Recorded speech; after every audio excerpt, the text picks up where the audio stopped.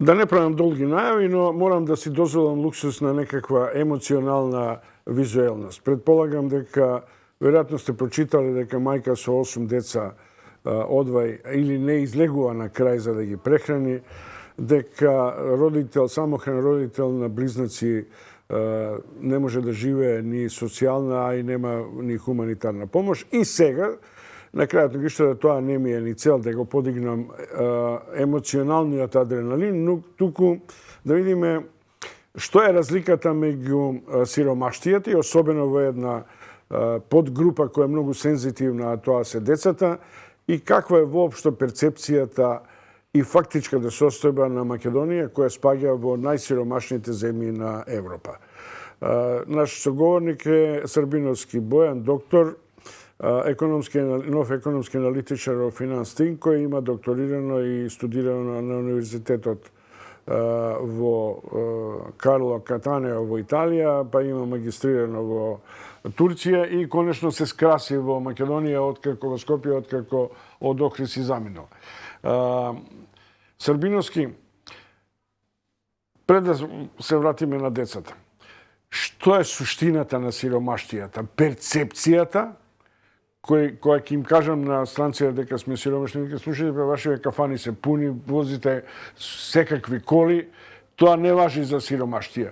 Или фактографијата, економска врз основа на GDP, трошоците и така натаму. Што е вашиот методолошки и, да речем, условно, граѓански концепт? Прво, поздрав до вашите гледачи. Благодарност што можеме да зборуваме на темата. Воглавно задирнувате во два аспекти кои се клучни за елиминирање на сиромаштијата. Едниот е колективната перцепција на сиромаштијата. И тука има два аспекти. Првата е дали сиромаштијата постои и е меѓу нас. И кога објективно ги гледате потатоците, таа постои.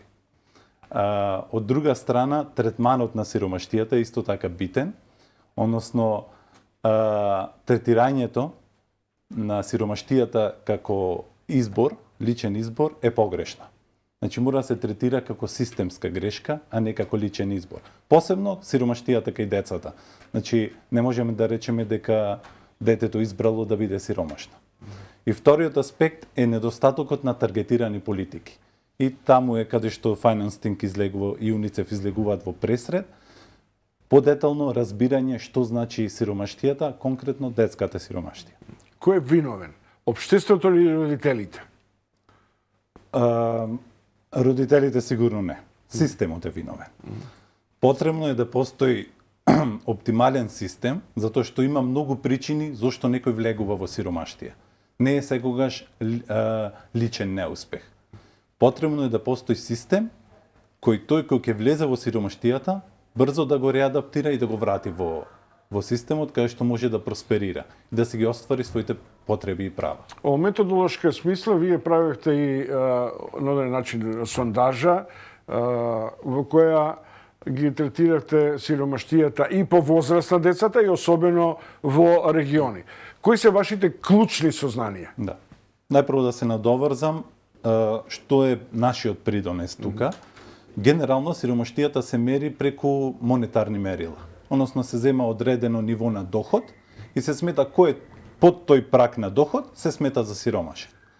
Но не секогаш таа мерка е релевантна и добро ја пресликува што се случува во сиромаштијата. Затоа што, замислете, хипотетички пример. Имаме самохран родител со 3 дечиња. Тој може да работи и неговите деца да ги активира во неговата дејност и да остваруваат доход да се над тој праг на сиромаштија. Но детето, бидејќи му помага на родителот во активностите, не оди на школа. Другото девојче, да речеме, го чува бебето, наместо да се занимава со други активности кои ќе му помогнат во својот ран детски развој. Исто така, бебенцето се става во опасност, бидејќи го чува мало дете. Таа е визуализација на одреден начин. Но дали од екзактни економски параметри сиромаштијата глобално, вклучувајќи ги децата, се мери според тоа како обично велиме, да се преживее на ден со $10, со 500 денари и така натаму, или да се нема ни 50 денари за да се купи леп. Дали е тоа, уште еднаш ви велам, економска или перцептуална ситуација во која велиме ние сме сиромашни? Затоа доаѓа вториот аспект. Првиот е доходот. Доходот е само средство да ги постигнеш целите. Но ние мериме во случајов кај повеќе димензионалната сиромаштија, ги мериме целите. Затоа што на некој ако му дадете доход, и ако му има доволно доход, а ако нема во близина, да речеме, градинка, во која, например, може да си ги однесе децата, тогаш самата помош која финансиска му ја даваме, тој не може да оствари бидејќи има ограничување од страната на понудата. Или има деца кои 7 километра пеша за да стигне до школа. Точно. Србиновски, ај малку се занимаваме околу аспектот на општествената одговорност во санирањето на последиците кај сиромаштијата на децата. Дали е тоа сет и кој сет на мерки се неопходни? Потребно е прво да знаеме што е сиромаштијата и со ваквите мерења потребно е да ја разбереме комплексноста на сиромаштијата.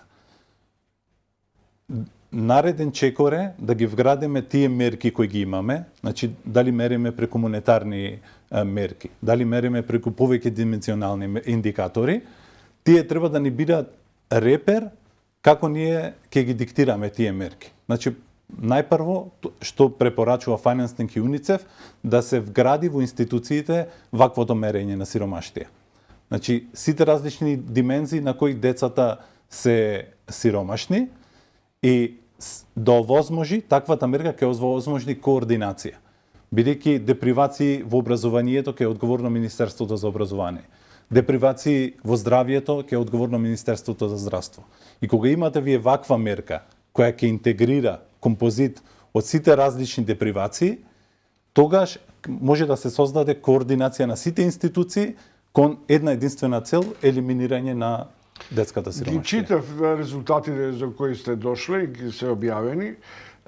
Индикативно е, например, по региони, од 8 региони. Скопскиот и Полошкиот регион се два региона со висока распространетост на сиромаштија.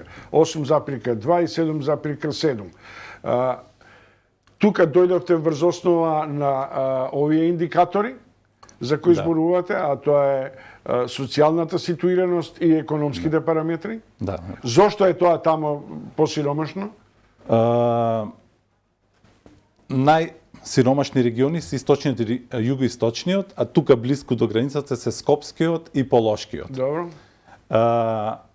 Не е само клучен колку се тие сиромашни, колкав процент на сиромашни луѓе има, тука е клучен и интензитетот на сиромаштија. Во колку тие димензии, во колку домени се тие сиромашни. И на некои места, во Полошкиот, например, регион, имаме поинтензивна сиромаштија кај одредени возрастни групи. И значи не е само битен процентот на сиромашни, туку и колку се тие, колку силно се сиромашни. Тоа е малце контраверзно. Полошкиот регион важи богат по ресурси земјоделски храна, по донации, односно разни приливи од странство. Зошто баш Полошкиот да има таква стапка на сиромаштија? Затоа што опфаќаме повеќе димензии. Не го опфаќаме само доходовниот аспект. Значи може да има доход, но доколку перцепира самото домаќинство, не зборуваме например во поглед на здравието.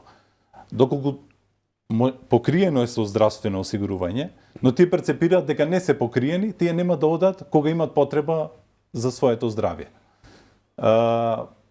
Во тој регион, например, депривациите во поглед на здравието се високи во Полошкиот регион. Во руралните средини имаме депривации во поглед пристапот до вода и соодветни санитетски услови. Која е разликата на овој степен на сиромаштија, го отворивте, урбано и рурално? Интересно е, во податоците во резултатите кои ги имаме, нема на агрегатно ниво голема разлика помеѓу сиромаштијата во урбаната средина и руралната. Но доколку навлеземе во структурата, ќе видиме дека во руралните средини Децата се повеќе засегнати во поглед на живеалиштето, немаат соодветно живеалиште, санитетските услови, здравието, додека во урбаните средини сигурноста е загрозена кај децата.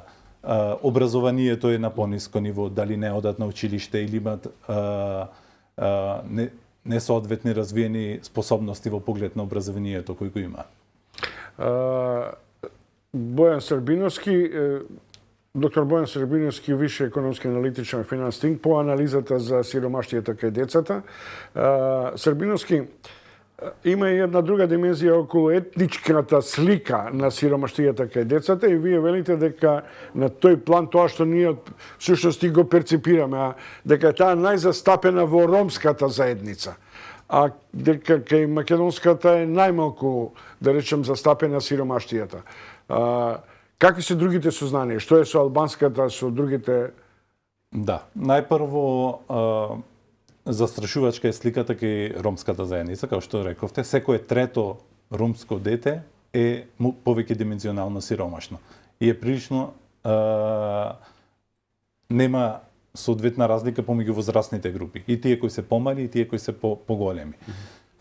Втори се останатите заедници кои не се албанци или македонци.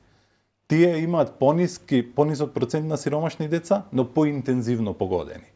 И потоа следуваат албанските деца кои се негде околу просекот кој ние го пресметуваме и македонските деца се најниско. Но сите тие се во различни сегменти погодени. Сега, уште само на крај методолошки да завршиме.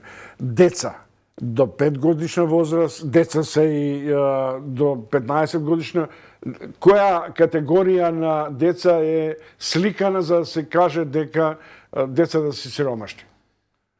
Тоа е многу добро прашање. Ги делиме децата на помали и поголеми затоа што имаат според возраста различни потреби. Значи, за поголемите деца можеби е клучно образованието. За помалите деца може да е клучен ран детскиот развој и исхраната. И затоа ние ги поделивме на две групи и немаме заеднички. Во литературата се среќава интегриран концепт, каде што имаме деца од 0 до 17 години и не се дела.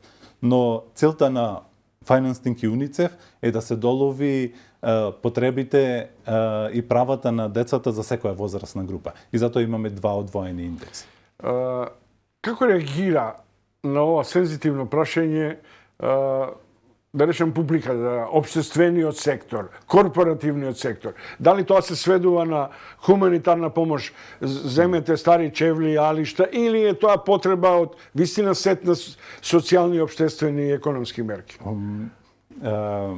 Во поглед на сиромаштијата, посебно детската сиромаштија, е многу тешко да достигне headlines, да биде топ тема, затоа што има стендап комичари многу се кажуваат шеги на тој начин, што децата не лобираат и не гласаат.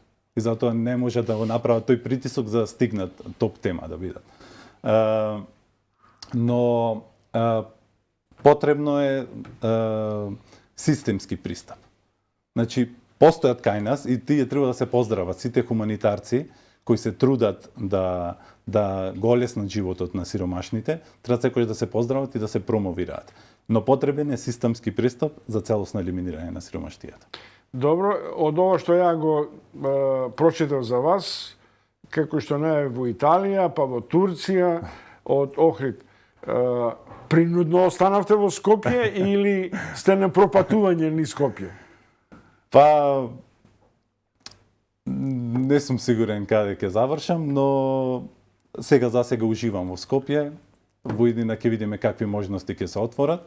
Секогаш се обидувам да истражувам нови места, затоа што се третирам себе си како истражувач, а ако сакате нешто ново да откриете, секогаш треба да се поместите од брегот. Добро, благодарам многу. Тоа беше Бојан Србиновски од Finance Think. Разговаравме за една интересна студија и истражување на ова важна финансиска и невладина организација која се занимава, меѓу другото, сега се занимаваше со степенот на сиромаштијата кај децата. Сосема е известно дека некои од резултатите треба да допрати до Мила Царовска, веројатно и до системот на образование и прилично важно е и шефкаска да поведе сметка која ги гледаме децата, што ни се случува на нас родителите. Ви благодарам што бевте гостин.